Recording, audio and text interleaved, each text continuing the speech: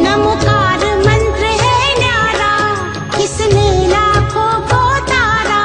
नमोकार मंत्र है न्यारा, किसने लाखों को तारा। इस महामंत्र का जाप करो, भवजल से मिले किनारा। नमो अरिहंताणं नमो ಕೂಷ್ಮಾಂಡ ಇದು ವಿಚಾರಗಳ ವಿಶ್ಲೇಷಣೆ ಯೂಟ್ಯೂಬ್ ಚಾನೆಲ್ಗೆ ಸ್ವಾಗತ. ನಾನು ಶ್ವೇತಾ ಎಸ್ ಜೈನ್. 2005ರಲ್ಲಿ ಶುಲ್ಲಕ ದೀಕ್ಷೆ, 2007ರಲ್ಲಿ ಐಲಕ ದೀಕ್ಷೆ, 2011ರಲ್ಲಿ ಸಂಪೂರ್ಣ ಮುನಿ ದೀಕ್ಷೆಯನ್ನ ಪಡೆದಂತಹ ಏಲಾಚಾರ್ಯ ಶ್ರೀ 108 ಪ್ರಸಂಗ ಸಾಗರ್ ಮುನಿ ಮಹಾರಾಜರು ನಮ್ಮ ಜೊತೆ ಇದ್ದಾರೆ. ತ್ರಿವಳಿ ನಮೋಸ್ತುಗಳೊಂದಿಗೆ ನಮೋಸ್ತು ಮಹಾರಾಜ್, ನಮೋಸ್ತು ಮಹಾರಾಜ್, ನಮೋಸ್ತು ಮಹಾರಾಜ್. ಚಾತುರ್ಮಾಸ ಜೈನ ಧರ್ಮದಲ್ಲಿ ಆಧ್ಯಾತ್ಮಿಕವಾಗಿ ಅತ್ಯಂತ ಪವಿತ್ರವಾದ ಅವಧಿ ಅಂತ ಅಂದ್ರೆ ಅದು ಚಾತುರ್ಮಾಸ.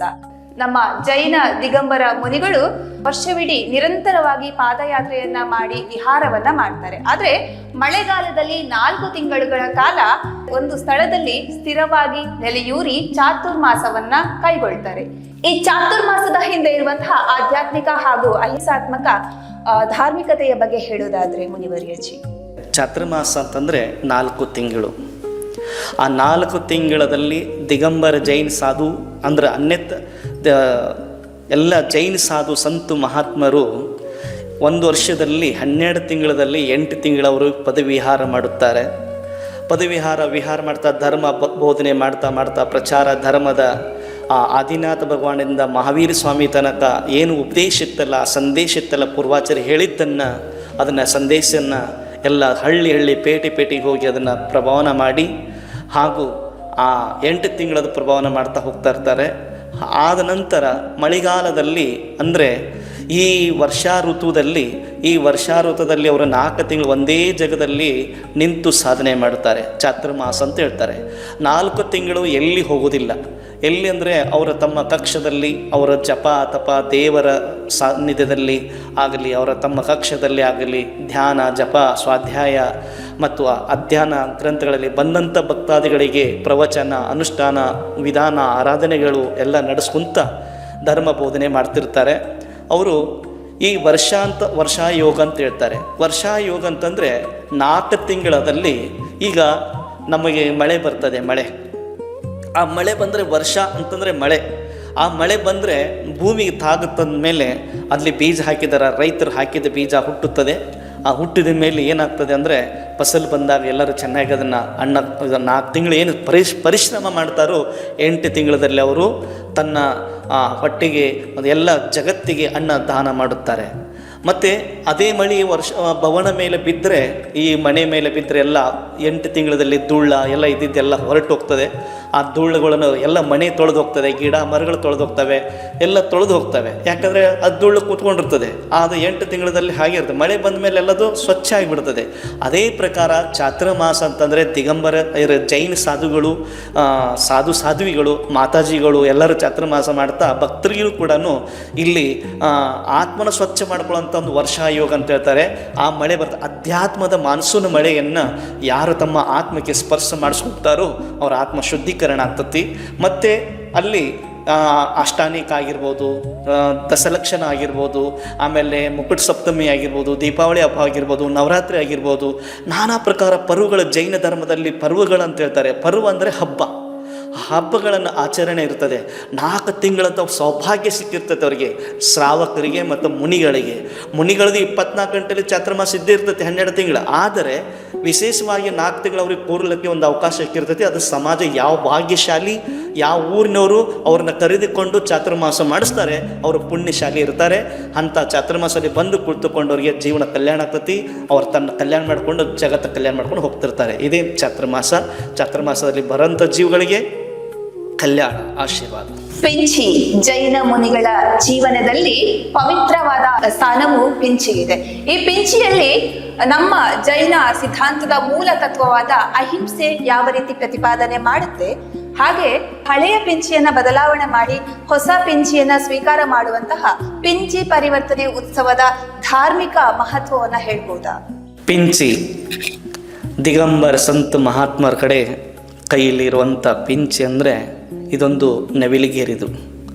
ಪಿಂಚಿದಿಂದ ಈ ಕಣ್ಣಿಗೆ ನೋವು ಹಾಕಿದರೂ ಕೂಡ ಅದು ಕಣ್ಣಿಗೆ ನೋವು ಆಗೋದಿಲ್ಲ. ಇದರಲ್ಲಿ ಮಣ್ಣು ಹಿಡಿಯೋದಿಲ್ಲ ಒಂದು, ಇನ್ನೊಂದು ನೀರು ಹಿಡಿಯೋದಿಲ್ಲ ಎರಡನೇದ್ದು, ಭಾಳ ಕೋಮಲವಾಗಿರ್ತೈತಿ ಮೂರನೇದ್ದು, ನಾಲ್ಕನೇದ್ದು ಇದು ರಫ್ ಇರೋದಿಲ್ಲ, ಎಲ್ಲದಕ್ಕೂ ಜೀವ ಅದರ ರಕ್ಷಣೆ ಮಾಡ್ತದೆ. ಇದು ಅಷ್ಟು ಕೋಮಲತವಾಗಿರ್ತದೆ, ಇದು ಅಷ್ಟು ಸೂಕ್ಷ್ಮವಾಗಿದೆ, ಜೀವ ರಕ್ಷಣೆ ಮಾಡ್ತದೆ. ಅದಕ್ಕೆ ಇದನ್ನು ದಿಗಂಬರ ಮುನಿ ಮಹಾರಾಜರು ಇಟ್ಟಿರ್ತಾರೆ. ಮತ್ತು ಇದು ಪಿಂಚಿ ಕೆಲವು ಜನ ಹೇಳ್ತಿರ್ತಾರೆ, ಈ ಜೈನ ಧರ್ಮ ಅಹಿಂಸಾ ಧರ್ಮ ಅದರ ಕಡೆ ಹಿಂಸೆ ಯಾಕೆ ಮಾಡುತ್ತಾರೆ, ಯಾಕೆ ದಿಗಂಬರ ಮುನಿಗಳು ಪಿಂಚಿ ಕೈಯಲ್ಲಿ ಇರ್ತಾರೆ, ಅದು ಹಿಂಸೆ ಅಲ್ವಾ ಅಂತಾರೆ. ಹಿಂಸೆ ಅದರಿಂದ ಏನೋ ಕೊಲೆ ಮಾಡಿ ತರ್ತಾರವ, ಏನಾದರೂ ಸಹಿಸಿ ಅದು ತರ್ತಾರವ, ಏನಾದರೂ ಅದು ಎಳೆದು ತೊಗೊಂಬರ್ತಾರ? ಇಲ್ಲ. ನೋಡಿ, ನಿಮ್ಮ ತಪ್ಪು ಕಲ್ಪನೆಗೆ ತಪ್ಪು ಮಾಹಿತಿಗೆ ನಾವು ಸಂದೇಶ ಕೊಟ್ಟಾರಂತ ನೀವು ತಿಳ್ಕೊಂಡಿರ್ಬೋದು. ಆದರೆ ಜೈನ ಮುನಿಗಳು ಈ ಜೈನ ಸಮಾಜದಲ್ಲಿ ಈ ಪಿಂಚನ್ನು ಯಾವುದು ನವಿಲನ್ನು ಪಕ್ಷಿಗಳನ್ನು ಹೊಡೆದು ತಂದು ಬರೋದಿಲ್ಲ. ಇದು ಆ ನವಿಲ ಇರ್ತದಲ್ಲ, ಕಾರ್ತಿಕ ಅಮಾವಾಸ್ಯೆ ಅಂತ ಆಗಿರ್ತದೆ. ಕಾರ್ತಿಕ ಮಾಸದಲ್ಲಿ ಆ ಸಮಯದಲ್ಲಿ ಏನಾಗ್ತದೆ ಅಂದರೆ ಆ ನವಿಲು ತನ್ನಿಂದ ತಾನೇ ಬಿಟ್ಟು ಹೋಗ್ತದೆ. ಅದನ್ನು ಕೆಲವು ಜನ ಅದನ್ನು ಆರಿಸ್ಕೊಂಬಂದು ಜೈನ ಶ್ರಾವಿಕರು ಆರಿಸ್ಕೊಂಬಂದು ಪಿಂಚಿ ಮಾಡಿ ದಿಗಂಬರ ಸಂತರ ಮಹಾತ್ಮರ ಕೈಯಲ್ಲಿ ಕೊಟ್ಟು ಆತ್ಮ ಕಲ್ಯಾಣಕ್ಕೋಸ್ಕರ ಎಲ್ಲ ಜೀವ ರಕ್ಷಣೆ ಆಗಲಿ ಅಂತಂದು ಈ ಪಿಂಚನ್ನು ತಯಾರು ಮಾಡಿ ಕೊಡುತ್ತಾರೆ. ಅದನ್ನು ಮುನಿಗಳು ಇಟ್ಕೊಂಡು ಅದನ್ನು ನಡೀತಾರೆ, ಹೋಗ್ತಿರ್ತಾರೆ, ಅವರ ತಮ್ಮ ಕಲ್ಯಾಣ ಮಾಡ್ಕೊಂಡು ಹೋಗ್ತಿರ್ತಾರೆ. ಇದು ನಾನು ಕೆಲವು ಜನರಿಗೆ ಹೇಳೋದಂದರೆ, ನಮ್ಮ ಜೈನ ಶ್ರಾವಿಕರಿಗೆ ಪರಿವಾರಕ್ಕೆ ಹೇಳುವುದಷ್ಟಲ್ಲ, ಮಕ್ಕಳಿಗೆ ಹೇಳ್ತಾ ಇದ್ದೀನಿ. ಸ್ಕೂಲ್ ಆಗಲಿ ಕಾಲೇಜ್ ಆಗಲಿ ಅನ್ಯ ಮತದವರು ಏನಾದರೂ ಕೇಳಿದ್ರೆ ಈ ಪಿಂಚಿ ಅಂದರೆ ಏನು ಅಂತ ಅನ್ನೋದನ್ನು ಅವ್ರು ಹೇಳಬೇಕು. ಹಿಂಸೆ ಅಲ್ಲ, ಅದು ಬಿಟ್ಟು ಹೋಗಿದ್ದನ್ನು ನವಿಲುಗೆರೆಯನ್ನು ತೊಗೊಂಬಂದು ನಮ್ಮ ಮುನಿಗಳು ಇಟ್ಕೊಳ್ತಿರ್ತಾರೆ ಅಂತ ಹೇಳಬೇಕು. ಇದು ಹಿಂಸೆ ಅಲ್ಲ, ಯಾವ ಪ್ರಾಣಿನೂ ಕೊಲೆ ಮಾಡಿ, ಯಾವ ಹಿಂಸೆ ಮಾಡಿ, ಯಾವುದನ್ನು ಅತ್ಯಾಚಾರ ಮಾಡಿ ತಂದದ್ದಂತಲ್ಲ. ಅಲ್ಲಿ ಬಿದ್ದಿರುವಂಥ ನವಿಲುಗೆರೆಯನ್ನು ತೊಗೊಂಬಂದು ಈ ಪಿಂಚನ್ನು ಇಟ್ಟಿರ್ತಾರೆ. ಮತ್ತು ಇದನ್ನು ವರ್ಷಕ್ಕೊಮ್ಮೆ ಯಾಕೆ ಚೇಂಜ್ ಮಾಡ್ತೇವೆ ಅಂತಂದರೆ, ಅಲ್ಲಿ ಚೇಂಜ್ ಮಾಡಬೇಕಂತೇನಿಲ್ಲ, ಆದರೆ ಚಾತುರ್ಮಾಸದಲ್ಲಿ ಸೇವಕರಾಗಿರ್ತಾರೆ, ಅವರಿಗೆ ಒಂದು ಭಾವನೆ ಇರ್ತದೆ. ಈಗ ಅದು ಸ್ವಲ್ಪ ಏನಾದರೂ ಅದರಲ್ಲಿ ಸ್ವಲ್ಪ ನಾವು ಅದು ಉದುರಿ ಸ್ವಲ್ಪ ಇದು ಹಾಳಾಗಿರ್ತದೆ. ಹೊಸ ಪಿಂಚಿ ಯಾಕೆ ಧಾರಣೆ ಮಾಡ್ತೀವಿ ಅಂದರೆ ಹಾಳಾಗಿರ್ತದೆ, ಸ್ವಲ್ಪ ಎಲ್ಲಾದರೂ ನವಿಲಿಗೆ ಹರಿದು ಹೋಗಿರ್ತದೆ, ಮತ್ತು ಅದು ಸ್ವಲ್ಪ ಸೌದಿರ್ತದೆ, ಮತ್ತು ಹಿಂಸೆ ಆಗಬಾರ್ದು, ಕಡ್ಡಿ ತೆರೆದು ಇದಾಗಬಾರ್ದು ಅಂತಂದು ಅದನ್ನು ಚೇಂಜ್ ಮಾಡ್ತಿರ್ತೇವೆ. ಅದನ್ನು ಕೊಡಬೇಕಾದ್ರೂ ಕೂಡ ಆ ಪಿಂಚನ್ನು ಭಕ್ತಗಳಿಗೆ ಕೊಡ್ತೇವೆ. ಯಾರು ವ್ರತವನ್ನು ಧಾರಣೆ ಮಾಡುತ್ತಾರೋ, ಯಾರು ತಮ್ಮ ದೇವರ ಮೇಲೆ, ಗುರುಗಳ ಮೇಲೆ, ಜಿನವಾಣಿ ಮೇಲೆ ಶ್ರದ್ಧೆ ಇರ್ತದೆಯೋ, ರಾತ್ರಿ ಭೋಜನ ತ್ಯಾಗ ಮಾಡ್ತಾನೋ, ನೀರು ಸೋಸಿನ ಕುಡಿತಾನೋ, ಮತ್ತು ದೇವರ ದರ್ಶನ ಮಾಡ್ತಾನೋ, ಅಭಿಷೇಕ ಪೂಜಾ ಪಾಠ ಮಾಡ್ತಾನೋ, ವ್ರತನ ಧಾರಣೆ ಮಾಡುತ್ತಾನೋ, ಅಂಥವ್ರಿಗೆ ಇದನ್ನು ಪಿಂಚಿಯನ್ನು ಅವರಿಗೆ ಕೊಡುತ್ತೇವೆ. ಹೊಸ ಪಿಂಚನ್ನು ನಾವು ಧಾರಣೆ ಮಾಡ್ಕೊತೇವೆ, ಅವರಿಗೆ ಕೊಡ್ತೇವೆ. ಇದು ಪಿಂಚಿದ ಮಹತ್ವ. ಈ ಪಿಂಚಿ ವರ್ಷಕ್ಕೊಮ್ಮೆ ಪರಿವರ್ತನೆ ಮಾಡೋದಕ್ಕೋಸ್ಕರ ಆ ಭಕ್ತರಿಗೂ ಕೂಡ ಭಾವನೆ ಬರಲಿ ಅಂತಂದು ಅವರಿಗೆ ನಾವು ಕೊಡ್ತೇವೆ. ಆಹಾರಚರ್ಯೆ. ದಿನಕ್ಕೆ ಒಂದೇ ಬಾರಿ ನಿಂತುಕೊಂಡು ಆಹಾರವನ್ನ ಸ್ವೀಕರಿಸುವ ಹಿಂದಿನ ಕಠಿಣ ನಿಯಮಗಳ ಬಗ್ಗೆ ಹೇಳೋದಾದ್ರೆ, ಅದರ ಬಗ್ಗೆ ವೈಜ್ಞಾನಿಕ ಹಾಗೆ ಅದರ ಹಿಂದೆ ಇರುವ ಉದ್ದೇಶದ ಬಗ್ಗೆ ಹೇಳೋದಾದ್ರೆ, ಒಂದೇ ಸಲ ಆಹಾರ ಮಾಡೋದು ಯಾಕೆ ಮಾಡ್ಬೋದು? 2 ಸಲ ಮಾಡ್ಬೋದಿತ್ತಲ್ಲ, 3 ಸಲ ಮಾಡ್ಬೋದಿತ್ತಲ್ಲ. ಯಾಕಂದರೆ ದಿಗಂಬರ ಮುನಿಗಳು ಒಂದೇ ಸಲ ಏಕಸ್ಥಿತಿ ಭುಕ್ತಿ ಅಂತ ಹೇಳ್ತಾರೆ. ಒಂದೇ ಸಲ ಆಹಾರ ಮಾಡಬೇಕು. ಅವರು ಗುಣಗಳಲ್ಲಿ 28 ಮೂಲಗುಣ ಇರ್ತವೆ. ಆ ಗುಣಗಳಲ್ಲಿ ಒಂದೇ ಸಲ ಆಹಾರ ಮಾಡಬೇಕು ಅಂತ ಹೇಳ್ತಾರೆ.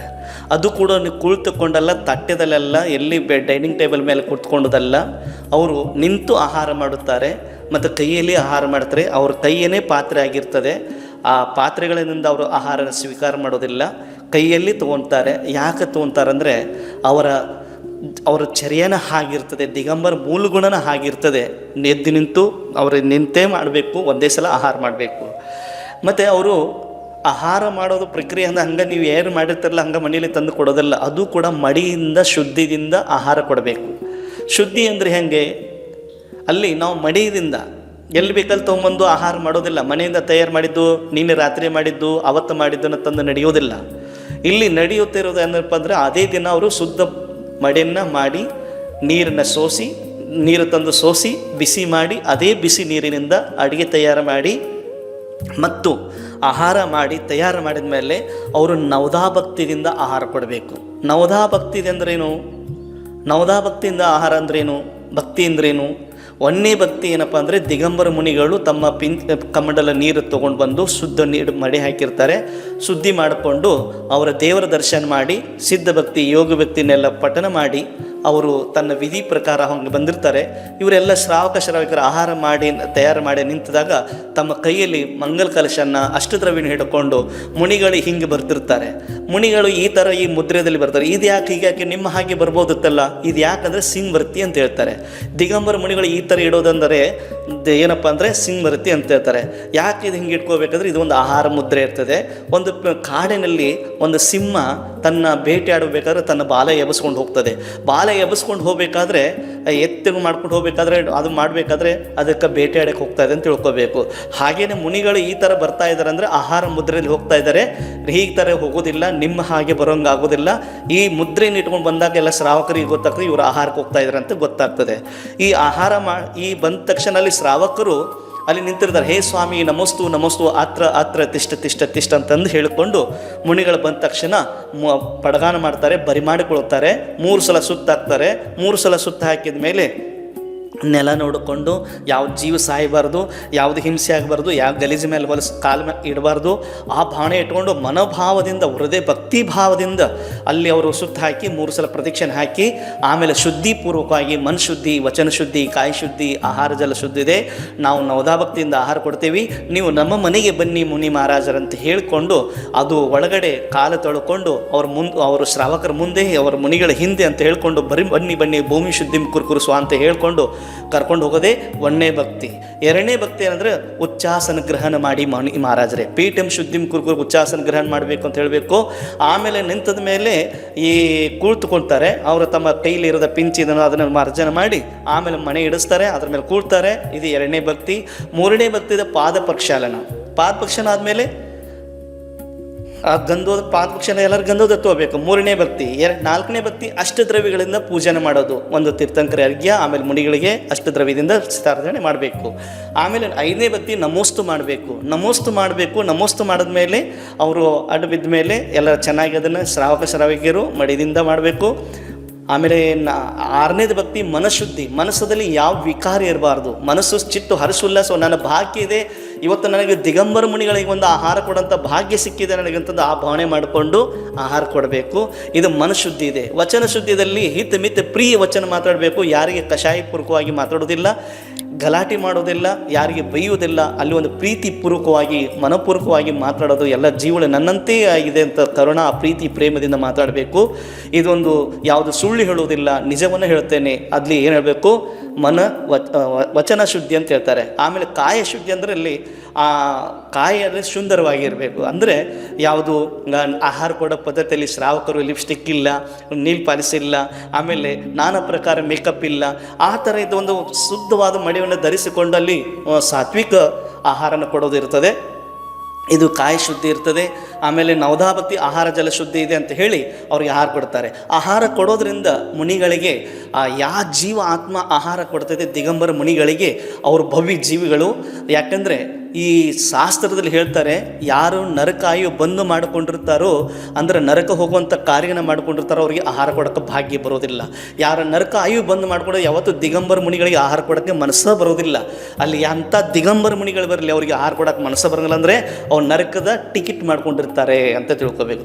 ಯಾರು ಇಲ್ಲಿ ಬಂದು ಇಲ್ಲಿ ಕುಳಿತುಕೊಂಡು ಮುನಿಗಳು ಪ್ರವಚನ, ಸ್ವಾಧ್ಯಾಯ, ಆಮೇಲೆ ಆಹಾರ ದಾನ ಅದು ಮಾಡ್ತಾರೋ ಅವ್ರು ನಿಜವಾಗಿ ಅವರು ದೇವಾಯು ಬಂದು ಮಾಡ್ಕೊತಾರೆ. ಆಗಾಮಿ ಭಾವದಲ್ಲಿ ಮೋಕ್ಷಕ್ಕೆ ಕಾರಣಕ್ಕಾಗ್ತಾರೆ. 24 ಗಂಟೆಯಲ್ಲಿ ಅವರು ಔಷಧ ಆಗಿರ್ಬೋದು, ಯಾವುದೇ ಒಂದು ಇದು ಆಗಿರ್ಬೋದು, ಊಟ ತಿಂಡಿ ನೀರು ಎಲ್ಲ ಒಂದೇ ಸಮಯದಲ್ಲಿ ತೊಗೊತಾರೆ. ಅವರ ಆರೋಗ್ಯಕ್ಕೋಸ್ಕರ 2 ಸಲ 1 ಸಲ ಏನು ತಿನ್ನೋದವನು ಅವನಿಗೆ ಯೋಗಿ, 2 ಸಲ ಒಂದೇ ಸಲ ತಿನ್ನೋವನು ಅವನು ತ್ಯಾಗಿ, 2 ಸಲ ತಿನ್ನೋವನು ಭೋಗಿ, ಆಮೇಲೆ 3 ಸಲ ತಿನ್ನೋವನು ರೋಗಿ, ಆಮೇಲೆ 4 ಸಲ ತೊಗೊಂಡು ಹೋಗೋನು ಹೋಗಿ ಅಂತ ಹೇಳೋದಿರ್ತೈತದೆ. ಅದಕ್ಕೆ ನಾನು ಹೇಳೋದು, ಒಂದೇ ಸಲ ಆಹಾರವನ್ನು ಗ್ರಹಣ ಮಾಡ್ಕೋಬೇಕು. ನಾವು ಶುದ್ಧಪೂರ್ವಕವಾಗಿ ಆಹಾರ ಕೊಡಬೇಕು. ಇದು ಮುನಿಗಳ ಎಷ್ಟು ಬೇಕು ಪೂರ್ಣ ತಿನ್ನೋದಿಲ್ಲ. ಅಂಥ ಬಹಿರಂಗ ತಪ್ಪುಗಳು ಅನಸನ್ ಉಣೋದರ ರಸಪರ್ತ್ಯಾಗ ವೃತ್ತಿಪರ ಸಂಖ್ಯಾನ ವ್ಯಕ್ತಿ ಸೈನಿಕ ಕಾಯಿಕ್ಲಾಶ ಅಂತ ಹೇಳ್ತಾರೆ. ಈ ಅನಸನದಲ್ಲಿ ಉಣೋದರ ಅಂತಂದರೆ ಹಸುಗಿಂತ ಕಡಿಮೆ ಊಟ ಮಾಡೋದು, ಆಹಾರ ಮಾಡೋದಕ್ಕೆ ಆಹಾರಚರ್ಯ ಅಂತ ಹೇಳ್ತಾರೆ. ಇದರಲ್ಲಿ ವೈಜ್ಞಾನಿಕ ಏನು ಹೇಳ್ತೈತೆ ಅಂದರೆ, ಆರೋಗ್ಯ ಚೆನ್ನಾಗಿ ಮನಸ್ಸು ಏಕಾಗ್ರತೆ ಆಗಬೇಕಾದ್ರೆ ಸ್ವಲ್ಪ ಪ್ರಮಾಣದಲ್ಲಿ ಆಹಾರ ಮಾಡು, ಎದ್ದು ನಿಂತೆ ತಿನ್ನು. ಆಹಾರವನ್ನು ಈ ದಿಗಂಬರ ಚರ್ಯ ಇರ್ತದೆ. ಇದನ್ನು ತುಂಬ ಕೇಳಬೇಕಾದ್ರೆ ಸ್ವಾಧ್ಯಾಯದಲ್ಲಿ ಬನ್ನಿ, ಚಾತುರ್ಮಾಸ ಎಲ್ಲಿರ್ತದೆ ಪೂರ್ಣ ತಿಳ್ಕೊಳ್ಳಿ. ನನ್ನ ಆಶೀರ್ವಾದ ಇದೆ. ಸಲ್ಲೇಖನ ವ್ರತ ಜೈನ ಧರ್ಮದಲ್ಲಿ ಸಲ್ಲೇಖನ ವ್ರತ ಅಥವಾ ಸಮಾಧಿ ಮರಣ ಎನ್ನುವಂಥದ್ದು ಪವಿತ್ರವಾದ ಮತ್ತು ವಿಶಿಷ್ಟವಾದ ಧಾರ್ಮಿಕ ಆಚರಣೆ. ಆದರೆ ಹೊರಗಿನ ಜಗತ್ತಿನ ಅನೇಕ ಜನರು ಸಲ್ಲೇಖನ ವ್ರತದ ಬಗ್ಗೆ ತಪ್ಪಾಗಿ ಭಾವಿಸಿ ಅದನ್ನು ಆತ್ಮಹತ್ಯೆಗೆ ಹೋಲಿಸ್ತಾರೆ.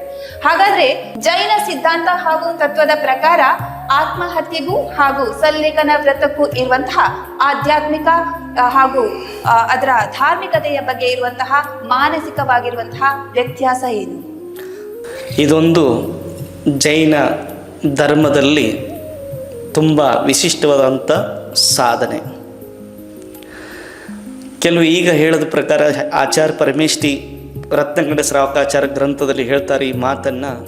ಸಲ್ಲೇಖನ ಅಧಿಕಾರದಲ್ಲಿ ಮೊದಲು ಹೇಳಿದರು, ಒಬ್ಬ ವ್ರತಿಯಾಗಲಿ ಅನುವ್ರತಿಯಾಗಲಿ ಮಹಾವ್ರತಿಯಾಗಲಿ ಯಾವುದೋ ಒಬ್ಬ ಶ್ರಾವಕರಾಗಲಿ ಭೂಕಂಪ ಆಗಲಿ ರೋಗ ಬಂದಾಗಲಿ ಯಾವುದೇ ಕಷ್ಟ ಬಂದಾಗಲಿ ಉಪದ್ರವಗಳು ಬಂದಾಗ ಬರಗಾಲ ದುಷ್ಕಾಲ ಬಂದಾಗ ಅಲ್ಲಿ ಯಾವುದ್ರ ಬಾಂಬ್ ಸ್ಫೋಟ ಆಗಿರ್ಬೋದು, ಏನಾದರೂ ಮನೆ ಸುಡ್ತಿರ್ಬೋದು, ಊರಲ್ಲಿ ಏನಾದರೂ ಕೆಟ್ಟಗಳಿಗೆ ಏನಾದರೂ ತೊಂದರೆ ಬಂದಾಗ ಪ್ರವಾಹ ಬಂದಾಗ ಆ ಸಮಯದಲ್ಲಿ ನಿಜ ತೀರ್ಥಂಕರನ್ನು ಸ್ಮರಣೆ ಮಾಡ್ತಾ ಗುರುಗಳ ಸ್ಮರಣೆ ಮಾಡ್ತಾ ಸಮಾಧಿಪೂರ್ವಕವಾಗಿ ಮರಣ ಹೊಂದು ಅಂತ ಹೇಳ್ತಾರೆ. ತ್ಯಾಗನ ಮಾಡು ಅಂತ ಹೇಳ್ತಾರೆ. 4 ಪ್ರಕಾರ ಆಹಾರನ ತ್ಯಾಗ ಮಾಡು ಸಾಧನೆ ಅಂತಾರೆ. ಅದಕ್ಕೆ ಸಲ್ಲೇಖನ ಅಂತ ಹೇಳ್ತಾರೆ. ಒಂದು ಬಾಲ ಮರಣ, ಒಂದು ಬಾಲ ಮರಣ, ಒಂದು ಬಾಲ ಪಂಡಿತ ಮರಣ ಮತ್ತು ಪಂಡಿತ ಮರಣ ಮತ್ತು ಪಂಡಿತ್ ಮರಣ ಅಂತ ಹೇಳ್ತಾರೆ. ಬಾಲ ಮರಣ ಅಂತಂದರೆ ಸಾಮಾನ್ಯ ಜೀವನು ಮೃತ್ಯುವನ್ನು ಪ್ರಾಪ್ತ ಮಾಡ್ಕೊಳ್ಳೋದು. ಬಾಲ ಅಂತಂದರೆ ಎಲ್ಲ ಅನೇಕ ಪ್ರಕಾರ ಸಾಯೋದು ಹುಟ್ಟು ಸಾವು ಮಾಡ್ಕೊತಿರೋದು. ಆಮೇಲೆ ಬಾಲ ಪಂಡಿತ ಮರಣ ಅಂದರೆ ಬ್ರಹ್ಮಚಾರಿ, ಆರಿಕ, ಕ್ಷುಲ್ಲಕರು, ಐಲಕರು, ಕ್ಷುಲ್ಲಕರು, ವ್ರತಿಕರು ಅವರು ಮರಣ ಹೊಂದೋದಕ್ಕೆ ಏನಂತಾರೆ ಬಾಲ ಪಂಡಿತ ಮರಣ ಅಂತ ಹೇಳ್ತಾರೆ. ಆಮೇಲೆ ಪಂಡಿತ ಮರಣ ಅಂದರೆ ದಿಗಂಬರ ಮಹಾತ್ಮರು, ಸಂತ ಮಹಾತ್ಮರು, ಅವರು ಯಮ ಸಲ್ಲೇಖನ ಮತ್ತು ನಿಯಮ ಸಲ್ಲೇಖನ ಅಂತ ಹೇಳ್ತಾರೆ. ಯಮ ಸಲ್ಲೇಖನ ಮತ್ತು ನಿಯಮ ಸಲ್ಲೇಖನ ಭಾಳ ಅಂತರಿದೆ. ನಿಯಮ ಸಲ್ಲೇಖನ ಅಂದರೆ 12 ವರ್ಷಕ್ಕೊಮ್ಮೆ ಅಂತರಲ್ಲಿ 12 ವರ್ಷದ ತನಕ ಅವರ ನೇಮ ಪಾಲನೆ ಮಾಡ್ಕೊಂಡು ಬರ್ತಾರೆ. ಅದೇನಪ್ಪ ಅಂತಂದರೆ ಇವತ್ತು ನಾನು ಇದೇ ವ್ರತ ಸಣ್ಣ ವ್ರತಗಳನ್ನು ಪಾಲನೆ ಮಾಡ್ತಾ ಇದನ್ನು ತ್ಯಾಗ ಮಾಡ್ಕೊತ ಬರ್ತಾ ಕಡಿಮೆ ಆಹಾರನ ಕಡಿಮೆ ಮಾಡ್ಕೊಂಡು ಬರೋದಕ್ಕೆ ನಿಯಮ ಸಲ್ಲೇಖನ ಅಂತಾರೆ. ಯಮ ಸಲ್ಲೇಖನ ಅಂತಂದರೆ ಇಲ್ಲಿ ಯಮ ಸಲ್ಲೇಖನ ಅಂತ ಹೇಳ್ತಾರೆ. ಎಲ್ಲ ಥರದ ಆಹಾರವನ್ನು ತ್ಯಾಗ, ನೀರು ಎಲ್ಲ ಅನ್ನ ಎಲ್ಲ ತ್ಯಾಗ ಮಾಡಿ 4 ಪ್ರಕಾರದ ಆಹಾರನ ತ್ಯಾಗ ಮಾಡಿ ಈಗ ಅದನ್ನು ಎಲ್ಲ ಪೂರ್ಣ ತ್ಯಾಗ ಮಾಡಿ ತನ್ನ ಲೀನ ಆಗೋದಕ್ಕೆ ಆತ್ಮ ಸಾಧನೆ ಮಾಡ್ಕೊತ ನಗನಗ್ತಾ ಪ್ರಾಣ ಬಿಡೋದಕ್ಕೆ, ಪ್ರಾಣ ಅಂತಲ್ಲ ಸಮಾಧಿ ಪೂರ್ವ ಮರಣ ಹೊಂದೋದಕ್ಕೆ ಏನಂತಾರೆ ಅದು ಯಮ ಸಲ್ಲೇಖನ ಅಂತ ಹೇಳ್ತಾರೆ. ಈಗ ಅವರು ಒಂದೊಂದು ಕ್ವಶನ್ ಕೇಳ್ತಾರೆ. ಅದರಲ್ಲಿ ಆ ಕ್ವಶನದಲ್ಲಿ ಆತ್ಮಹತ್ಯೆನ ಅಂತ ಕೆಲವು ಜನ ಕೇಳ್ತಿರ್ತಾರೆ. ನೋಡಿ, ಈ ಆತ್ಮಹತ್ಯೆ ಮತ್ತು ಸಲ್ಲೇಖನದ ಭಾಳ ಭೂಮಿಗೆ ಮತ್ತು ಆಕಾಶಕ್ಕೆ ಅಂತರವಿದೆ. ಏನಪ್ಪ ಅಂದರೆ ಆತ್ಮಹತ್ಯೆ ಅಂದರೆ ಏನು ಇದನ್ನು ತಿಳ್ಕೊಳ್ಳಿ. ಸಮಸ್ಯೆ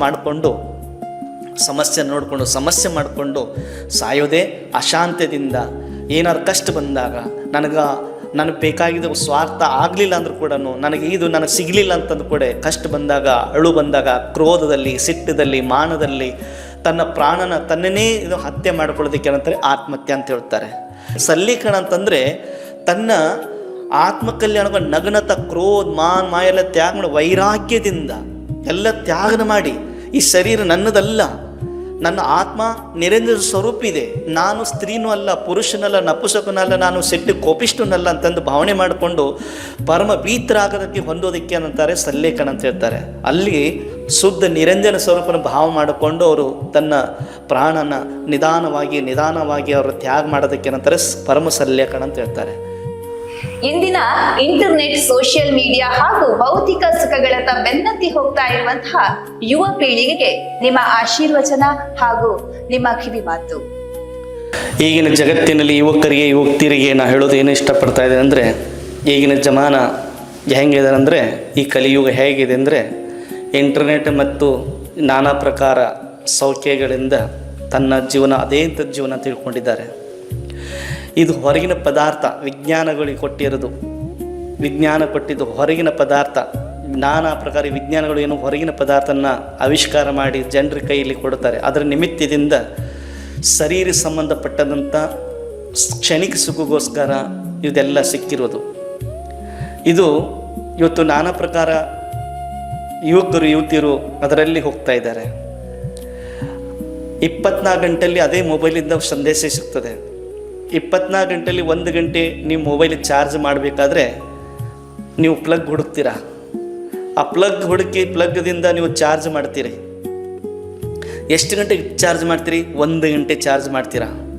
ಆ ಮೊಬೈಲನ್ನು ಚಾರ್ಜ್ 1 ಗಂಟೆ ಚಾರ್ಜ್ ಮಾಡಿದರೆ 23 ಗಂಟೆ ನಿಮಗೆ ಆ ಕೆಲಸ ಕೊಡುತ್ತದೆ. ಅದು ಚಾರ್ಜ್ ಮಾಡಬೇಕಾದ್ರೆ ಎಲ್ಲಿ ಹೋಗಬೇಕು? ಪ್ಲಗ್ ಹತ್ರ ಇಟ್ಟರೆ ಚಾರ್ಜ್ ಆಗೋದಿಲ್ಲ. ಆ ಪ್ಲಗ್ ಹತ್ರ ಇಟ್ಟರೆ ಚಾರ್ಜ್ ಆಗೋದಿಲ್ಲ. ಅದಕ್ಕೆ ಒಂದು ವಯರ್ ಬೇಕು. ವಯರ್ ಇಟ್ಟರೆ ಅದು ಚಾರ್ಜ್ ಆಗೋದಿಲ್ಲ. ಅದಕ್ಕೆ ಮೊಬೈಲ್ಗೆ ಕನೆಕ್ಟರ್ ಕೊಟ್ಟು ಅದಕ್ಕೆ ಚಾರ್ಜ್ ಬಟನ್ ಹಾಕಿದ ಮೇಲೆ ಅದರಲ್ಲಿ ಪವರ್ ಆ ವಯರ್ ಮಾಧ್ಯಮದಿಂದ ಮೊಬೈಲಿಗೆ ಸೇರ್ತದೆ. ಸೇರಿದ ಮೇಲೆ 23 ಗಂಟೆ ಕೆಲಸ ನಿಮಗೆ ಕೊಡ್ತದೆ 1 ಗಂಟೆ ಚಾರ್ಜ್ ಮೇಲೆ. ಅದೇ ಪ್ರಕಾರ ನಾನು ಹೇಳ್ತೀನಿ, ನೀವು ಮೊಬೈಲ್ ಯೂಸ್ ಮಾಡಬೇಡ ಅಂತ ಹೇಳ್ತಾ ಇಲ್ಲ. ನೀವು ಯೂಸ್ ಮಾಡಿ. ನೀವು ಮೊಬೈಲ್ ಮೇಲೆ ಎಷ್ಟು ನೀವಲ್ಲಿ ಅದರ ಮೇಲೆ ಆಸಕ್ತಿ ಇಟ್ಟಿದ್ದೀರೋ 1 ಗಂಟೆ ಚಾರ್ಜ್ ಮಾಡಿದ ಮೇಲೆ ಅದು 23 ಗಂಟೆ ಕೆಲಸ ಕೊಡ್ತಂದ ಮೇಲೆ ಅದು ನಿಮ್ಮ ವ್ಯವಹಾರ ಲೌಕಿಕವಾದ ಸಂಬಂಧ ಇರ್ಬೋದು.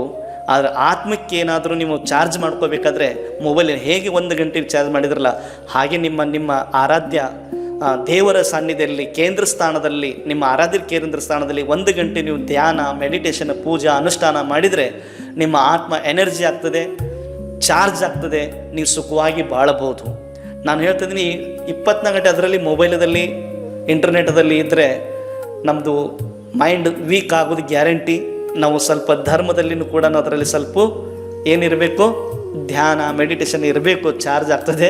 ಯುವಕರಿಗೆ ಹೇಳೋದು ಒಂದೇ, ಮೊಬೈಲದಲ್ಲಿ ಎಷ್ಟು ಅನಾಹುತ ಒಳ್ಳೆಯದೂ ಇದೆ, ಕೆಟ್ಟನೂ ಇದೆ. Save, delete, forward. ಮೊಬೈಲದಲ್ಲಿ ಬೇಡಾಗಿದ್ದ ಮೆಸೇಜ್ ಬರ್ತದೆ, ಬೇಡಾಗಿದ್ದ ಫೋಟೋಗಳು ಬರ್ತಿರ್ತವೆ, ಬೇಕಾಗಿದ್ದು ಬರ್ತಿರ್ತದೆ ಮೆಸೇಜು, ಫೋಟೋ. ನೀವು ಯಾವ ಡಿಲೀಟ್ ಮಾಡ್ತೀರಿ? ಬೇಡಾಗಿದ್ದು ಡಿಲೀಟ್ ಮಾಡ್ತಿರೋ, ಬೇಕಾಗಿದ್ದು ಡಿಲೀಟ್ ಮಾಡ್ತಿರೋ? ನೀವೇನು ಮಾಡ್ತೀರಲ್ಲಿ? ಬೇಕಾಗಿದ್ದು ಮಾತ್ರ ಅದನ್ನು ಸೇವ್ ಮಾಡ್ಕೊತೀರಿ, ಬೇಡಾಗಿದ್ದನ್ನು ಡಿಲೀಟ್ ಮಾಡ್ತೀರಿ. ಮತ್ತು ಅದನ್ನು ಚೆನ್ನಾಗಿ ಅನ್ನಿಸ್ತದ್ರೆ ಇನ್ನೊಬ್ರಿಗೆ ಫಾರ್ವರ್ಡ್ ಮಾಡ್ತೀರಿ. ಹಾಗೆಯೇ ಈಗಿನ ನಿಮ್ಮ ಮನಸ್ಥಿತಿ ಹೇಗಾಗಿದೆ ಅಂತಂದರೆ, ಈ ಒಂದು ಜೀವನದಲ್ಲಿ ಲೈಫ್ದಲ್ಲಿ ಬೇಡಾಗಿದ್ದ ವಿಷಯಗಳನ್ನು ಇಟ್ಟುಕೊಂಡು ಅದನ್ನು ಸೇವ್ ಮಾಡಿಕೊಂಡು ಇನ್ನೊಬ್ರಿಗೆ ಫಾರ್ವರ್ಡ್ ಮಾಡ್ತಿದ್ರೆ ಸಮಾಜ, ನಿಮ್ಮ ಪರಿವಾರ ನಿಮ್ಮಿಂದ ದೂರ ಆಗ್ತಾ ಇದೆ. ನಾವು ಬೇಡಾಗಿದ್ದನ್ನು ಡಿಲೀಟ್ ಮಾಡಿ ಬೇಕಾಗಿದ್ದನ್ನೇ ಅದನ್ನು ಫಾರ್ವರ್ಡ್ ಮಾಡಬೇಕು. ಡಿಲೀಟ್ ಮಾಡಿ ನಾವು ಬೇಡಾಗಿದ್ದನ್ನು ಸೇವ್ ಮಾಡ್ಕೊಂಡು ಅದನ್ನು ಫಾರ್ವರ್ಡ್ ಮಾಡಿದರೆ ಎಲ್ಲ ಸರಿತಾರೆ.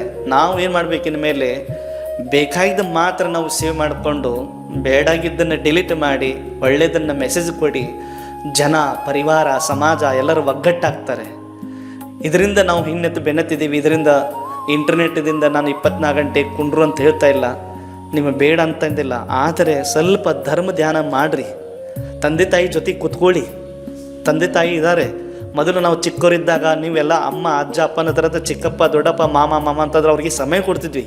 ಈಗ ಮೊಬೈಲ್ ಬಂದ ಮೇಲೆ ಮಾಮ ಅಂದರೆ ಯಾರು, ಚಿಕ್ಕಪ್ಪ ಅಂದರೆ ಯಾರು, ತಾಯಿ ಅಂದರೆ ಏನು, ಯಾರು ಅನ್ನೋದ್ರು ಯಾರಿಲ್ಲ. ಮೊಬೈಲ್ ಹಿಡ್ಕೊಂಡು ಕೂತ್ಕೊಂಡ್ರೆ ಯಾರು ನೋಡೋದಿಲ್ಲ. ಅದಕ್ಕೆ ಹೇಳ್ತಾ ಇರೋದು, ಮೊಬೈಲ್ಗೆ ಎಷ್ಟು ನೀವು ಅದನ್ನು ತಂದೆ ತಾಯಿಗೆ ಹೇಳೋದು ನಾನು, ನೀವು ಮೊಬೈಲ್ ತಂದು ಕೊಡ್ತೀವಿ, ಅವ್ರದ್ದೇನು ತಪ್ಪೇನಿಲ್ಲ, ತಂದೆದೇ ತಪ್ಪು. ಮೊಬೈಲ್ ನನ್ನ ಮಗ ಕೆಟ್ಟ ಹೋದ ಅಂತ ಹೇಳೋದು ಬದಲು ಮೊದಲು ತಂದೆ ತಾಯಿನೇ ಕೆಡಿಸ್ತಾ ಇದ್ದಾರೆ.